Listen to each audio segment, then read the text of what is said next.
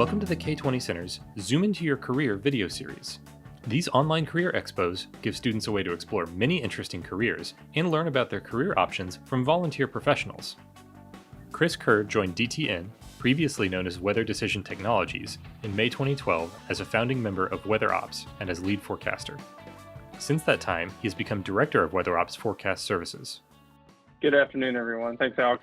I'm going to go ahead and start and kind of give you guys a little bit of an overview of why I chose to be a meteorologist, kind of about what I do on a day-to-day basis, kind of what I've done in the past, some education requirements, some skill requirements, and then kind of touch on a few things about salary and that sort of stuff. So, and I'm hoping you guys ask a lot of questions. I'd be curious to see what kind of questions you guys have. So give me just 1 second here and I'll start sharing my screen. Yeah, so as Alex mentioned, I am based out of Norman. We're here on the University of Oklahoma campus. My company has been here for about, in Norman itself, for about 20 years, since the year 2000. I've been with DTN, which was formerly known by another name, here for about 7.5 years or so. That picture is me last year on the Oklahoma field before one of the football games last fall. I'm not sure exactly which game it was, I don't remember.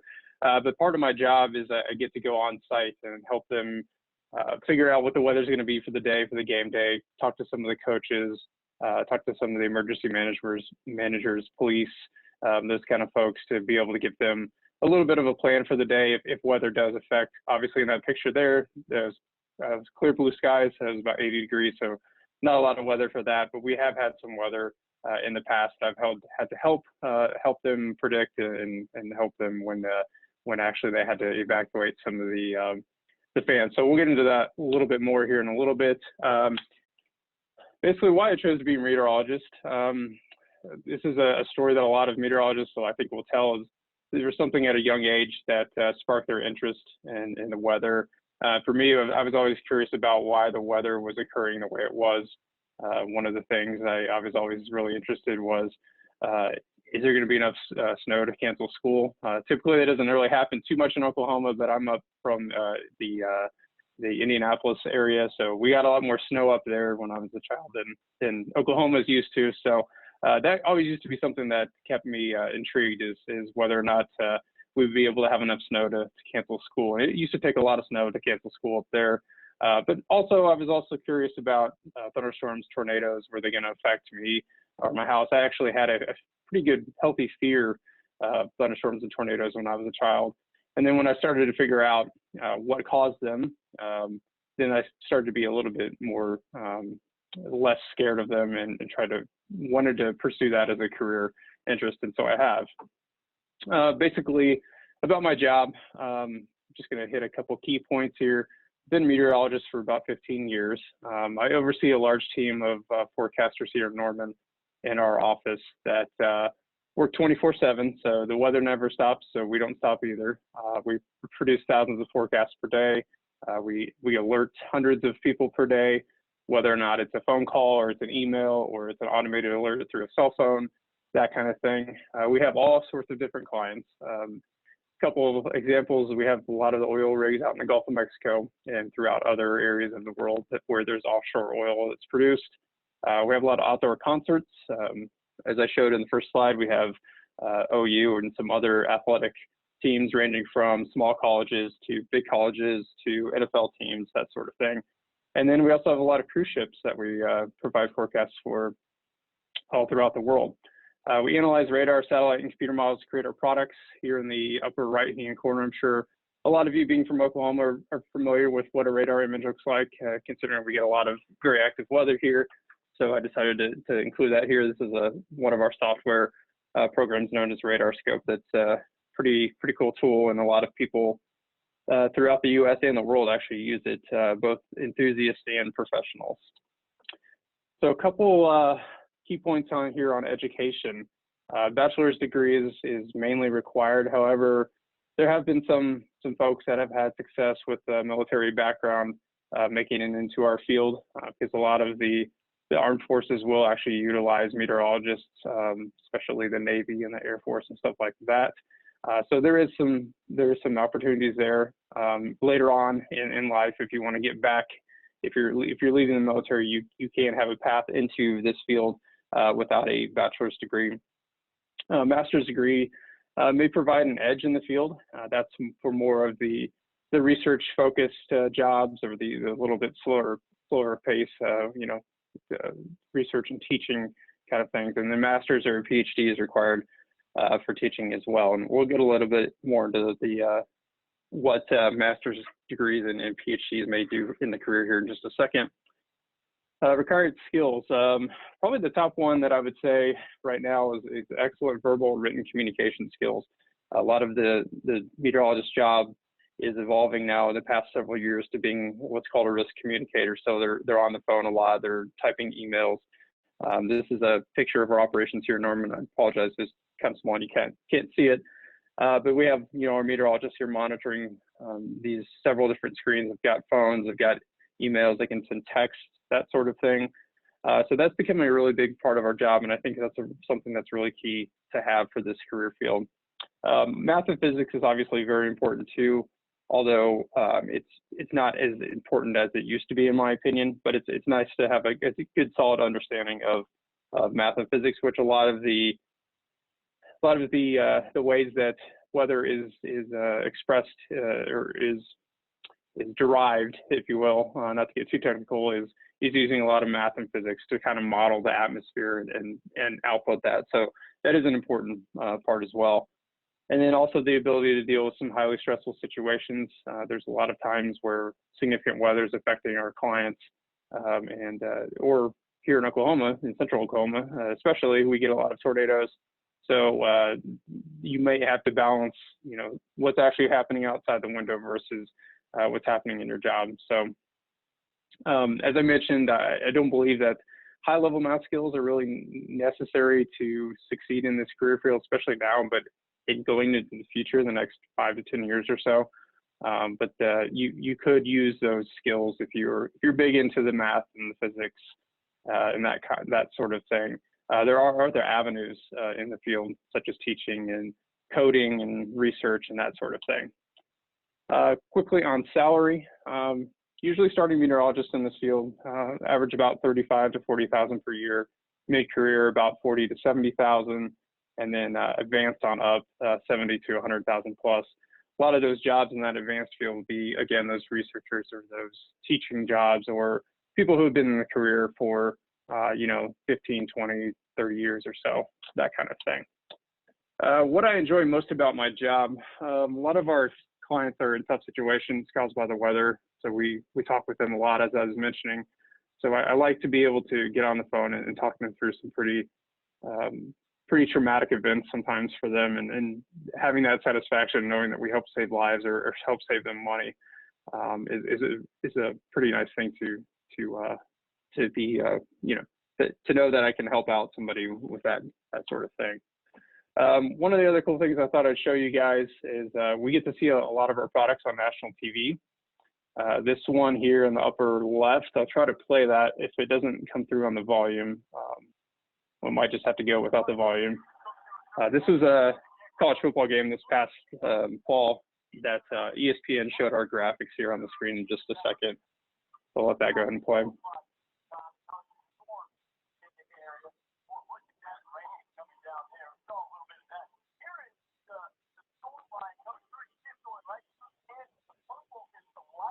So that's one of those things that we get to see and get some satisfaction knowing that we're helping people out, and we're also getting our product out to potentially millions of people who are watching on national TV. The one over here to the right in the middle was during the All-Star game a couple of years ago. This is Mike Trout of the Angels, who's actually giving a weather briefing on the air looking at our map. So I thought that was pretty cool, and then I thought that you guys might enjoy that. And then this other one down here was during an OU football game inside the Fox TV broadcast booth, again with our radar here is on the screen. So just quickly, and about done, and then I'll take some questions. Some of our clients, you will recognize some of these names, obviously OU, NBC Sports, ESPN, Kenny Chesney, Fox Sports, some local ones like OG&E, Devon, that sort of thing, and then a couple of the offshore, big offshore players out there as well. So what are some other opportunities in this field besides what I do? A lot of you are probably most familiar with folks who are on TV that give you the weather. That's probably what most people think of when they think of a meteorologist. In fact, I've gotten asked a lot in my career thus far what channel I'm on, and I just kind of have to laugh and say I'm not on TV. That actually only makes up a very small part of the meteorologist field. TV is often requires long and variable hours, and it initially doesn't pay very well. It seems fairly glamorous from the outside, but a lot of the folks in that industry will tell you kind of the opposite. But that's not to steer anybody away from TV. A lot of folks may like that, but it is one of those avenues in the field where it may not be as glamorous as it looks. Programming and coding.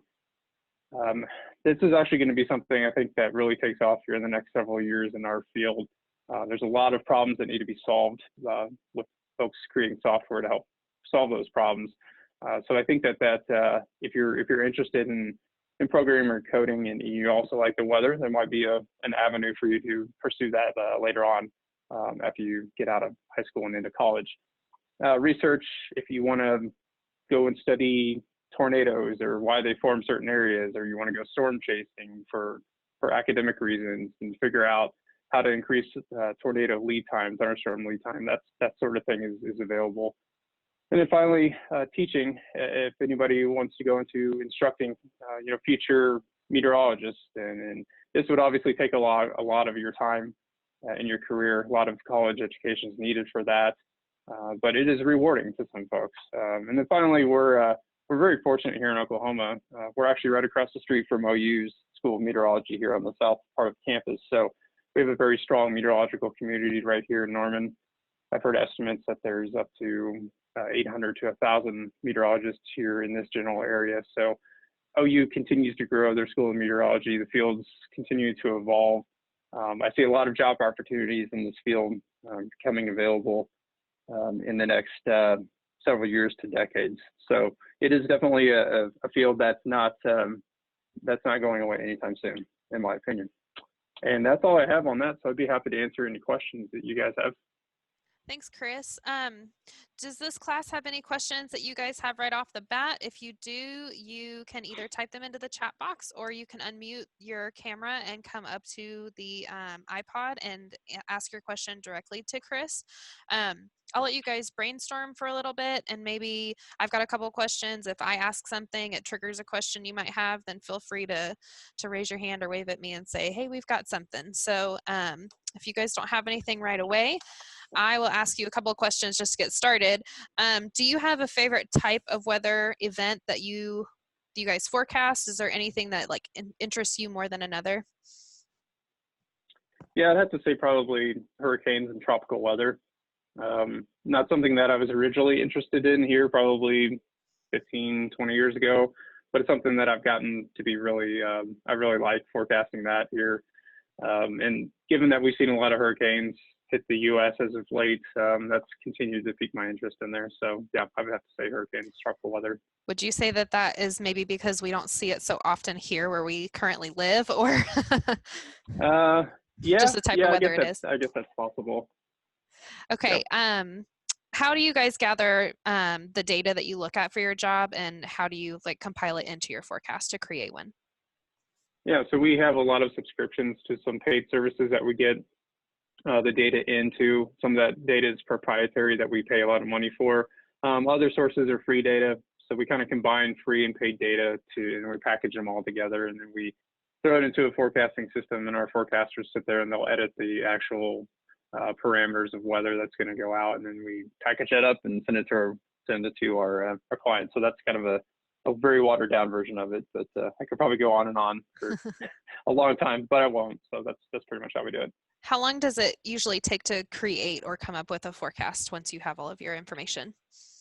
I'd say on average it takes about an hour to an hour and a half or so. It really depends on the kind of forecast and the complexity. But on a daily basis, when we create those thousands of forecasts, it's usually about a max 2-hour period or so. So on average, it's probably a little bit less than that. Okay. We do have a question from our class, and they would like to know if you personally do any storm chasing, and if that career itself is something that makes quite a bit of money. Not so much anymore. I used to a long time ago, when I had more time, and I didn't have other things to take care of outside of work, such as, children and and long work hours. But I have in the past gone storm chasing. Back when I was in college, which is a long time ago, we went chasing out here throughout Oklahoma, Texas, Colorado. We were out here for about a month and went storm chasing, saw a couple tornadoes, a lot of cool, um, um, we went to national parks and stuff when there wasn't stuff to look at. So as far as making money, yes, you can, although it's very select and few of individuals that actually have had success doing that. It's not something that typically you can do as a career, unless you get very lucky and you have a lot of good backing and folks that will give you, some money to help you do it, because it's not cheap. I have known several people who have sold their videos and made pretty good money off of it. For example, the Moore tornado in 2013, I knew a guy that made several $1,000s off of his video that he sold to the Weather Channel and CNN, Fox News, and all those guys. So there is opportunities here and there to make a little bit of money, but in general, no, it's not something that you're going to be able to typically live off of. So It's pretty dangerous. You've got to have the right approach and know a lot about what you're doing to be able to go out there and right, not just chase a storm, right? correct, yep. Okay, any other questions from our classroom? I've got a few more if you guys are still thinking. Let me ask you guys a couple more. So when you guys make your forecast, what do you consider is like an accurate forecast? Because I know when we watch the weather and they say it'll be this temperature or it'll rain this much, sometimes it's spot on and sometimes it's really far off. And I know that that's really hard to nail down. So, when you guys are making forecasts, what do you consider to be accurate? Yeah, a lot of our forecasts are not real broad in general like you would see on TV. So we're more tailored to our customers will get a forecast just for their location.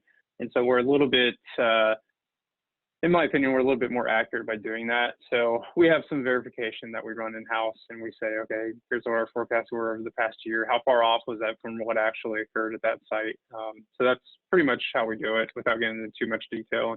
And we'll do that for a lot of things, not just rainfall or temperature, but also how accurate we were on some of our forecasts for hurricanes and tropical storms and stuff like that. Gotcha. Our classroom does have another question. How is coding relevant to this career field? I think it's really relevant. Like I was mentioning during the presentation, we've got a lot of problems that need solved in this field, making things a little bit more accurate. There's an accuracy thing.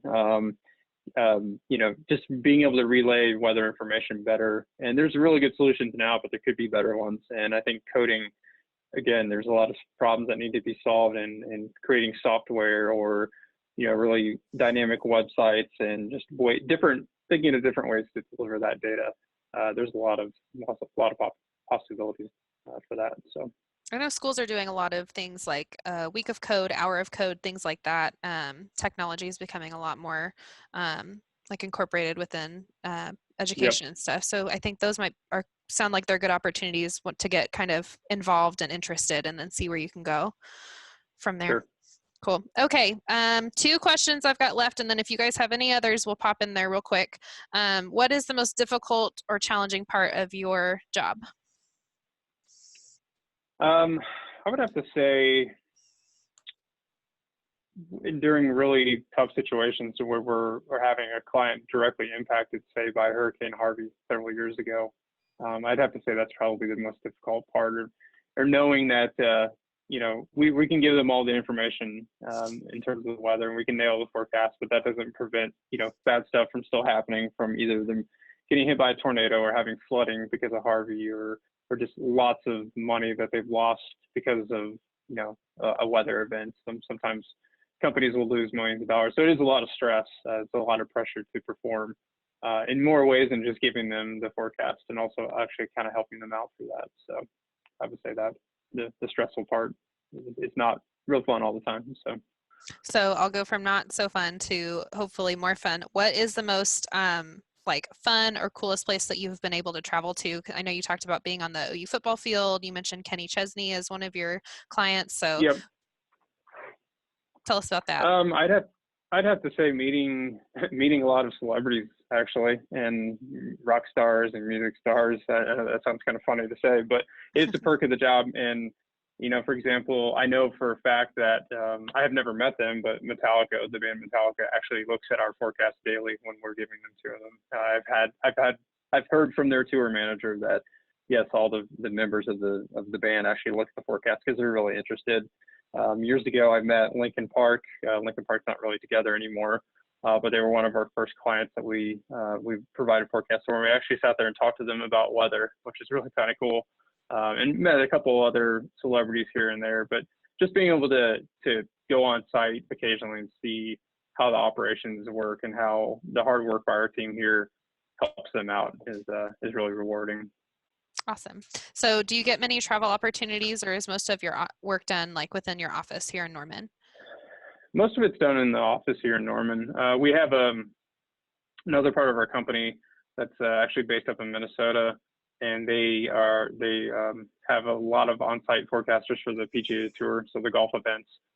They make that, I'd say that's the majority of the on-site forecasting that we do is from there. But a lot of the stuff here, we've been able to scale it up, so to speak, to where we can service hundreds of people all over the world by utilizing 4 or 5 meteorologists here in Norman. So a lot of that is done here in house.